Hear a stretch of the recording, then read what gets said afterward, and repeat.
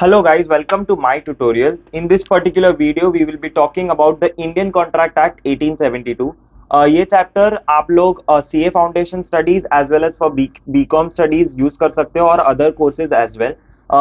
We will be highlighting जो जो चीज़ आप इम्पोर्टेंट लगती है from a particular course perspective वो हाईलाइट की जाएगी, तो आप लोग उस हिसाब से अपनी प्रेपरेशन कर सकते हो. Next important thing is these videos are deliberately made small so that topic wise breakdown ho sake, and whatever topic you feel is difficult, you can pick that video and watch that, or else you can watch the whole series. Directly moving on to the Indian Contract Act 1872. As you can see on the screen, the Indian Contract Act 1872, the title. Okay, this title, from a basic layman's point of view, what do you understand by it? It is nothing else but talking about what are legal terminologies related to contract or legal rules and regulation related to contract. Contract बहुत बार तुम लोग ने सुना होगा.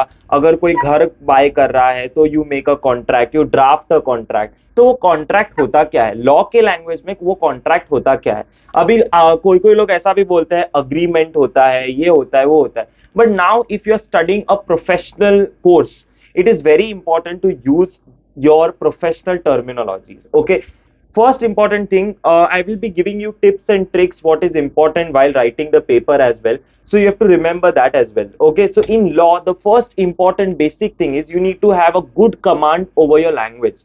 Okay, over your terminologies. ऐसा नहीं कि कुछ भी बोल दिया. Contract means agreement.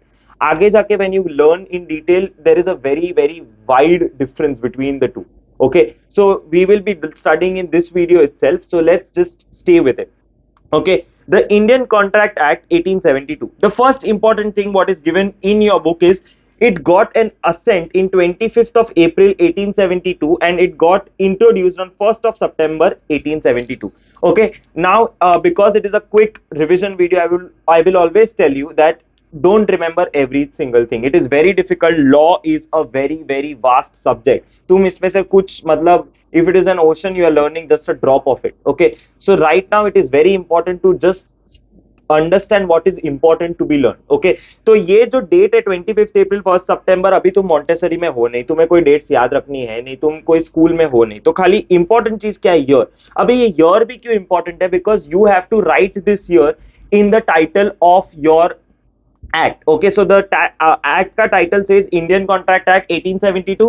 So always remember, whenever you start the answer and if you write a provision, okay, so that provision will start in this way: according to the Indian Contract Act, comma 1872. तो 1872 year is important. ये date को भाड़ में जाने दो, खाली लिखा है उसलिए लिखा है. Okay, so always remember year 1872, the Indian contract act 1872. घड़ी घड़ी ये बोलते रहो ताकि ये छप जाए दिमाग में, और आंसर में स्टार्ट हर बार ऐसे ही होगा. अगर you are quoting a section, let's say if you are quoting section 2H, okay, so you will write the Indian Contract Act 1872 comma section 2H. Okay, so if you are quoting a section, you have to always remember, you have to quote that act. Neither it doesn't make sense. कौन सा section, बहुत सारे section होते हैं दूसरे acts में भी, तो you have to be very specific and particular with your terminologies as well as what you want to say. Be clear about it. Okay, so 1872 is important. बाकी डेट्स याद मत रखो. असेंट तो भी बोल देता हूँ 25 अप्रैल को मिला था और इंट्रोड्यूस हुआ था 1 सितंबर. Okay,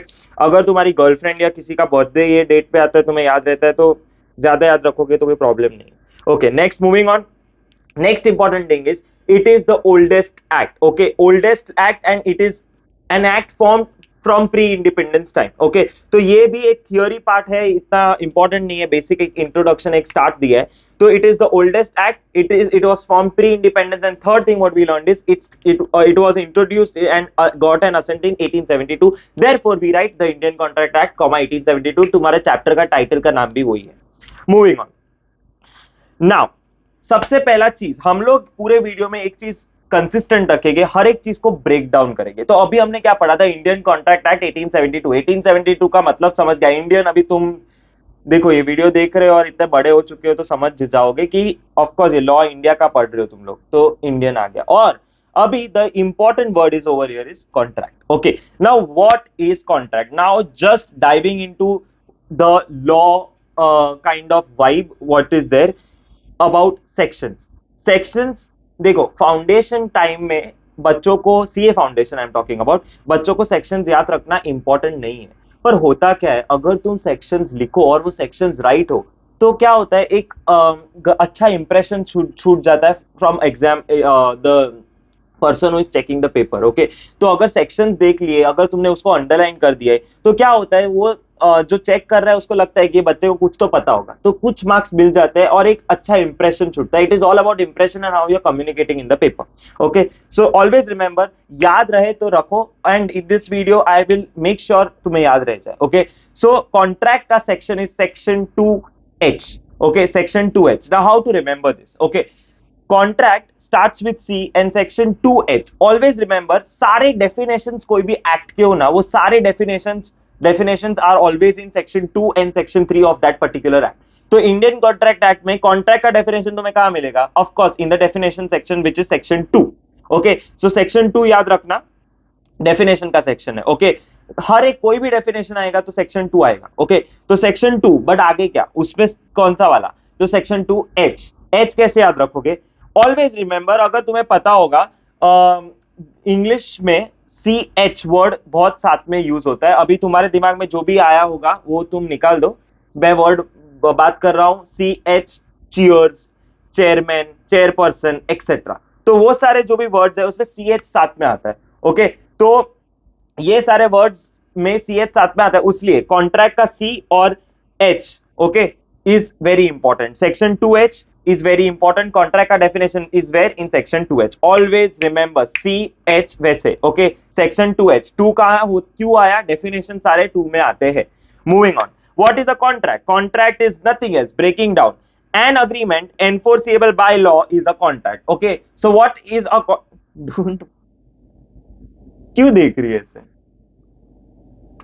So what is a contract? Contract is nothing else but an agreement which is enforceable by law. Okay, an agreement which is enforceable by law. Let's break it down. क्या है contract? Contract कुछ भी नहीं है, but it is an agreement plus enforceability by law। दो चीजों का combination है, agreement plus enforceability by law। You can watch it on screen, agreement plus enforceability by law।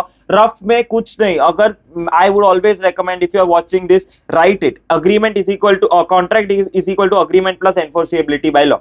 Okay, ऐसे छोटे छोटे नोट्स बनाओगे ना, तो एग्जाम में you will just go through that छोटे छोटे science and symbols so that you can remember things easily. So what is contract? Contract का डेफिनेशन CH। ओके, जो वर्ड तुम्हारे दिमाग में आ रहा है वो मत याद रखना, CH के अलग अलग इंग्लिश वर्ड्स भी होते हैं। तो CH is nothing else but section 2H and contract का सेक्शन है ये। Okay, moving on, what is contract? An agreement which is enforceable by law. Okay, so legal enforceability होगा और अग्रीमेंट होना चाहिए, दो चीज आ गई। अभी हमने पढ़ा what is Indian contract act, उसमें से हमने एक नया वर्ड निकाला कॉन्ट्रैक्ट। अभी कॉन्ट्रैक्ट में हमें और दो नए वर्ड्स दे दिए, वो क्या है? अग्रीमेंट और enforceability by law. Let's understand what is agreement. अभी अग्रीमेंट के लिए भी डेफिनेशन होगा, क्योंकि अग्रीमेंट समझने का है तो तुम लॉ में जाके समझोगे, तो वो लॉ का डेफिनेशन होगा। लॉ में डेफिनेशन दिया होगा कहां? सेक्शन 2, जो कि पहले भी बोला था। अभी अग्रीमेंट का कैसे याद रखोगे? इंग्लिश अल्फाबेट्स में AEIOU साथ में होता है, अग्रीमेंट का A और सेक्शन 2 का E। तो वैसे याद रखो। अगर तुम्हें किसी और टेक्निक या ट्रिक से याद रहता है, you can go ahead with that. I am just giving what I feel it is easy to learn. If you have some other technique और if you relate to some other thing and you can learn it, तो तुम वैसे भी याद रख सकते हो। Okay, so agreement का सेक्शन 2E। अभी अग्रीमेंट का डेफिनेशन क्या है? ओके, AEIOU मैंने साइड में तुम्हें छोटे छोटे नोट्स में लिखा हुआ है। अगर if you want to take a screenshot you can take that. छोटे छोटे नोट्स में लिखा हुआ है कैसे याद रखना है in small clouds over there. Okay, moving on, agreement क्या होता है? जैसे हमने कॉन्ट्रैक्ट याद रखा, कॉन्ट्रैक्ट क्या होता है? Agreement plus enforceability by law. तो हम लोग अग्रीमेंट कैसे याद रखेंगे? Offer plus acceptance. Okay, agreement कब होता है? अगर मैंने कुछ काम करने दिया, अगर तुमने हाँ मुझे बोला, मतलब मुझे उस ऑफर का एक्सेप्टेंस मिला। ओके, तो मेरा क्या हुआ? उस पर अग्रीमेंट हुआ, तो एक अग्रीमेंट बना। ओके, नाउ अभी तुम ये ऐसे ख्याली पुलाव पेपर्स में नहीं लिख सकते, खुद तक समझने तक हम रख सकते हैं, बट पेपर में क्या लिखना है? Every promise, okay, every promise and every set of promises forming consideration for each other is an agreement. Okay, so इतना लंबा डेफिनेशन है, तो ब्रेक डाउन करो पॉइंट्स में। तो क्या है? Every promise. ओके, और एक चीज पे याद रखना, ऑलवेज इन लॉ है ना, वो लोग कभी भी ऐसे सीधा नाक नहीं पकड़ेंगे, उल्टा घूम के नाक पकड़ेंगे। अगर तुम्हें कुछ समझाना है वो लोग को, तो वो लोग इतना लंबा लंबा करके लिखेंगे, उसलिए लॉ की बुक्स इतनी मोटी होती है, उसमें लिखा कुछ नहीं होता, उसमें चीज एक ही चीज गोल गोल घुमाई है, वो you will understand that in this whole lecture. Okay, every promise, okay, and every set of promises. तो वो लोग को ऐसा नहीं था कि प्रॉमिस और प्रोमिसेस, मतलब उन लोग को सिंगुलर भी दिखा रहा था, प्लूरल भी दिखा रहा था। 2 पॉइंट तुम्हारा हो गए। What is agreement? Agreement is nothing else but every promise and every set of promises. Now what does this promise and set of promises form? It forms consideration for what? For each other. Okay, every promise, every set of promises, for what? For forming consideration for each other is what? Agreement. तो पहला तो singular, plural, forming consideration for each other is called as an agreement. That's it. 4 points में तुम्हारा definition learn हो गया। Moving on. अभी agreements दो type के होते हैं, एक सोशल अग्रीमेंट होता है और एक लीगल अग्रीमेंट होता है। ओके, अभी थोड़ा पीछे जाओ। अभी हमने क्या लर्न किया कि कॉन्ट्रैक्ट बनना है तो हमें क्या चाहिए? Agreement plus enforceability by law. Okay, तो ये एनफोर्सेबिलिटी बाय लॉ का थोड़ा सा हमें डिटेल्ड वर्जन अभी समझ में आएगा। ओके, सोशल अग्रीमेंट्स हो सकते हैं और एक लीगल अग्रीमेंट हो सकता है। सोशल अग्रीमेंट मतलब क्या? Basically it is nothing else but any agreement which does not bound you to form a legal relationship. For example, agar your father is saying that after, let's say, you get a degree or if you become a CA, let's say, he will give you 1 lakh rupees. Okay, so this is a social agreement. कोई legal relationship file हमने नहीं किया है, कोई notary में जाके हमने कुछ फाइल नहीं किया है, कोई लीगल बाउंडिंग नहीं है, खाली एक डोमेस्टिक एक अग्रीमेंट हुआ है। ओके, तो ये अगर अगर तुम्हारे फादर अगर सीए बनने के बाद 1 लाख रुपए नहीं देते तो तुम कोर्ट पे जाके कुछ बोल नहीं सकते, क्योंकि ये सोशल अग्रीमेंट कैटेगराइज हो जाता है। ओके, कॉन्ट्रैक्ट बनाने के लिए क्या चाहिए? Legal agreement. ओके, कॉन्ट्रैक्ट बनाने के लिए क्या चाहिए? Legal agreement. उसीलिए हमने अपने ऊपर पढ़ा contract is equal to agreement plus legal enforceability. Agreement का समझ गए हम, AEIOU, AE to E।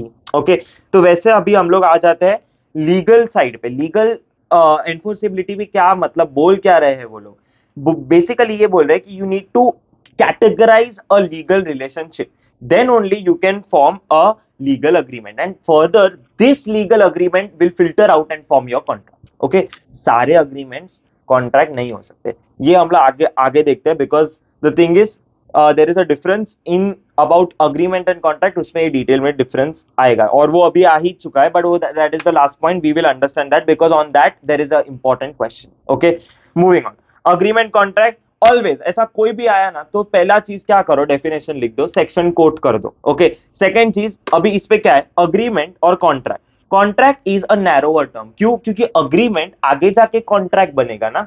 Okay, agreement आगे जाके कॉन्ट्रैक्ट बनेगा, और कौन सा अग्रीमेंट कॉन्ट्रैक्ट बनेगा? खाली लीगल अग्रीमेंट्स कॉन्ट्रैक्ट बनेंगे। Okay, if only legal agreements are forming contract तो of course agreement will be your wider term. क्यों? क्योंकि सोशल अग्रीमेंट्स, लीगल अग्रीमेंट सब आता है। Contract will be narrow term. क्यों? क्योंकि पहले ही ब्रेक डाउन हो गया, पहले ही हम लोग ने सोशल अग्रीमेंट इसमें से निकाल दिया, तो it is a narrower term. Okay, so wider term, narrow term, definition कर दो। उसके बाद अपन करेंगे मे और may not create legal obligation. Contract will always create legal obligation. अभी देखो, मैंने तुम लोग को पहले ही बोला था कि हर एक चीज रिपीट होगी, वो ट्विस्ट एंड टर्न करके घड़ी घड़ी देते हैं, उसलिए ऐसा लगता है कितना पढ़ना पड़ेगा। Okay, but just understand things are repeating. Okay, may or may not create legal obligation, अभी just पढ़ा, खाली difference form में हमने दिखा दिया है। Last point is all agreements are contract and all contracts are agreement. Very important. Okay, ये इस पे question बन सकता है। Why they may ask you all agreements are not contract, comment on it. क्यों? ये पूरा जो भी अभी तक हमने पढ़ा उसको तुम समझा दो। बेसिकली तुम्हें खाली इतना बोलना है कि अग्रीमेंट इज पहला पॉइंट वाइडर टर्म। सेक्शंस तुम लिख लेना, डेफिनेशन पूरा रट लिया है तो वो लिख लेना। उसके बाद लिख लेना कि agreements are nothing else but both social and legal.